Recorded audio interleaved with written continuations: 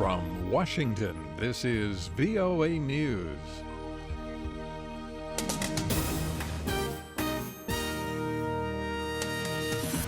I'm David DeForest reporting. Foreign ministers from the Group of Seven wrap up their first day of talks in Japan. Global security, the refugee crisis, and political instability were focal points of their discussions.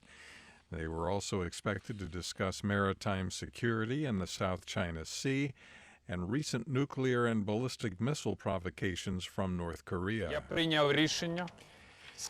Ukrainian Prime Minister Arseniy Yatsenyuk says he is resigning. He said in a televised speech he hopes his resignation will give Ukraine the chance to adopt electoral, constitutional, and judicial reforms.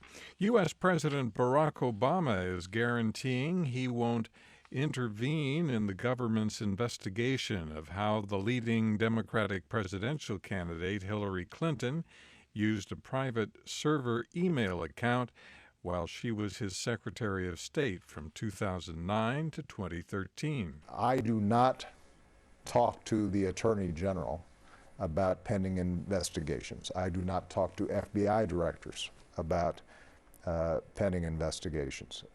We have a strict line and always have maintained it, previous president. Mr. Obama told Fox News Sunday in an interview taped last week that Clinton did not jeopardize national security through her use of a private email server, but he added that there's a carelessness in terms of managing emails that she has acknowledged. U.S. Secretary of Defense Ash Carter is in India. His visit comes at a time of increased cooperation between the militaries of the two countries. Carter told reporters after arriving Sunday that the two countries' defense ministers will discuss activities and projects that reflect the closeness of U.S.-India strategic relationship. Carter said he hopes to improve defense technology and trade cooperation. This is VOA News. About 100 people died and hundreds were injured when a fire broke out Sunday at a temple in the southern Indian state of Kerala. Thousands had gathered at the Putungal Devi Temple in Paravur to witness the fireworks display being held as part of an annual religious festival.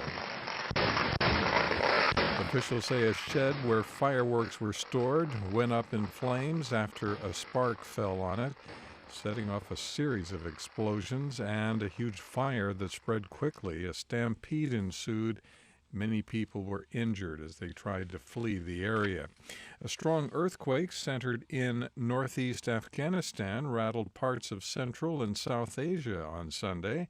AFP reports one person killed. There were no immediate reports of other fatalities or substantial damage. Russian news reports say the Syrian military is preparing a major operation with the Russian Air Force to regain control of the city of Aleppo. The Interfax news agency Sunday quoted Syria's prime minister as saying the military push is aimed at freeing the city and blocking what he called all illegal armed groups which have not joined or broken the February ceasefire. A new ceasefire took effect in Yemen at midnight local time, with all sides promising to stick to it. The truce is aimed at giving peace talks scheduled for April 18th in Kuwait a chance to succeed.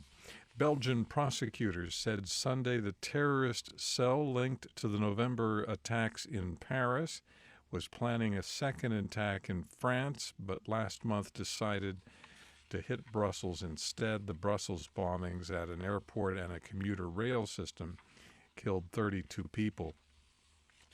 British Prime Minister David Cameron, hoping to diffuse controversy over profiting from his late father's offshore funds, took the unusual step Sunday of releasing a summary of the last 6 years of his tax returns. Those returns sparked another controversy, this one over financial gifts the Prime Minister received from his mother in 2011, a year after the death of his father. British media immediately questioned the tax implications of the gifts. Macedonian police fired tear gas and rubber bullets at hundreds of migrants as they tried to break through a border fence on the Greek side of the country's shared border. Macedonian officials say a group of migrants left their camp Sunday and moved toward the fence after rumors had spread throughout the camp that Macedonia was going to open the border. When Macedonian police denied the rumors, hundreds of migrants tried to scale the fence. An unmanned SpaceX cargo ship arrived at the International Space Station Sunday, 2 days after launching from Florida. The SpaceX Dragon docked with the station, carrying more than 3,100 kilograms of freight. In Washington, I'm Dave DeForest. That's the latest world news from VOA.